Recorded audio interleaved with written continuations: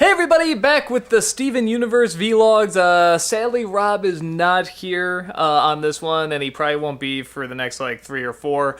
He had to head out of town. He's seeing family as well.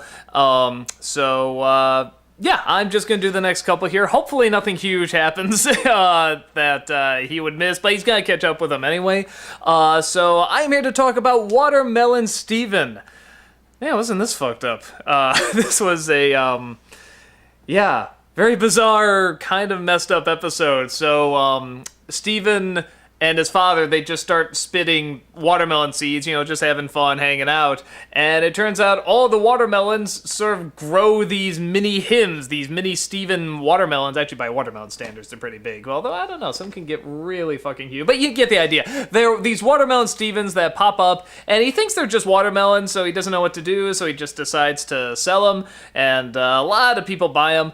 But then it turns out they're alive, and this little baby one comes to life after being stolen by Onion. I swear to fuck, what is wrong with this kid?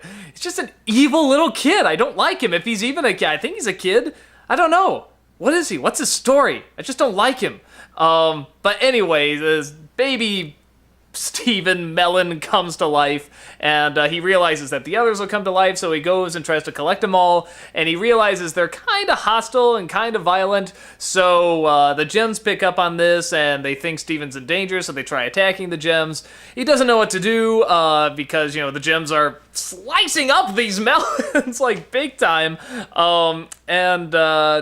yeah, so the baby Steven Melon decides to punch Steven in the gut, knowing that all the watermelons will attack him and not hurt the gems. So it does that, it sacrifices itself. Steven tells them all to go, become their own melons, and think about what they've done.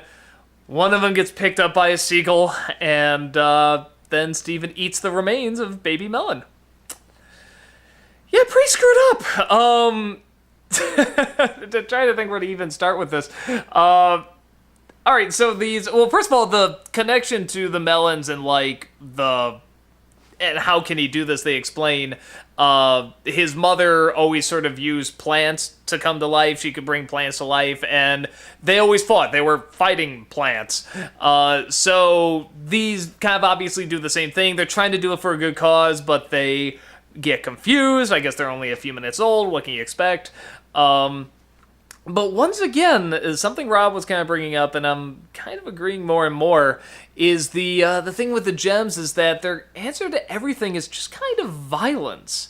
Or at least anything kind of from their universe, like in terms of the stuff on Earth, you know, like that seems to be like, okay, try to be kind of, you know, nice and talk it out and be civil and stuff, but anything that has to deal with like their universe or their world, they're like, destroy it. Which is still so interesting, and that, you know, just, if they didn't push Steven back in and they tried to communicate with them and talk to him, it probably would have been avoided, and that's something that Steven's always talking about. He's saying, can't we talk about it? Can't we, you know, discuss it and figure this out?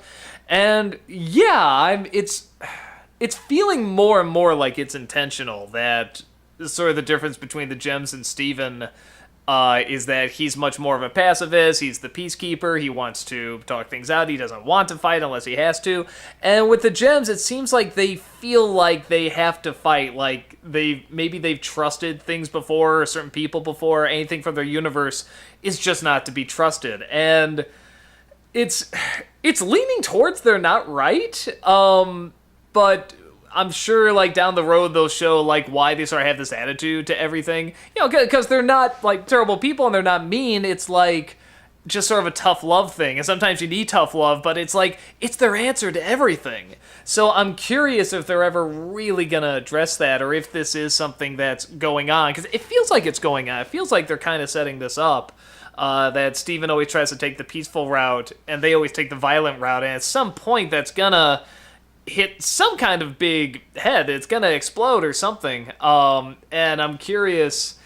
I don't know. It feels like that's the direction it's going. Maybe it's just I'm reading too deep into it, but I don't know. With all the creatures they destroy, and then like whatever, get their essence or their gems, whatever, and then banish them and stuff like that. Like we saw one as, you know, like this cute little dog, you know, that almost got turned over. We saw one as like this woman in this mirror that from the sound of it, kind of sounded unfair. And again, Steven took the peaceful route with that, but we don't know if that's going to turn out okay. So I don't know, or maybe it's like there is no clear answer. Maybe it's like you just got to play it, situation to situation, and both of them trying this extreme, one that's always peaceful and one that's always violent. You just gotta pick and choose. I don't know yet. They haven't been totally clear. But, pretty much tons of watermelon people die, including a baby watermelon. So, very bizarre. Pretty violent, too. I mean, there's a lot of, like, these watermelons blowing up and stuff like that. Apparently they have a lot of $2 bills in this world, too. That was very interesting. Trying to think what else. Yeah, just very strange, which I guess I wouldn't expect anything else out of this show, but kind of a dark, cryptic episode. It'll be interesting to see if these watermelon people just come back at any point. Actually, that'd be great if, like, in the middle of an episode or something, they can't find a way out, they don't know what to do, and then just, like, Steven calls the watermelon people, and they just come back after, like, all this time. That'd actually be really funny. But, yeah, we'll just see what happens. So, pretty cryptic and screwed up, but creative. I thought it was really creative that he just spits the seeds everywhere, and then all these little watermelon people grow. I like sort of eating chewing out the watermelon crown and stuff like that. Little touches like that I really like. So, yeah. Have we seen the last of the watermelon people? We will see. So, just see it on the next one. See if baby watermelon comes back. That was sad. I'm sure it was delicious.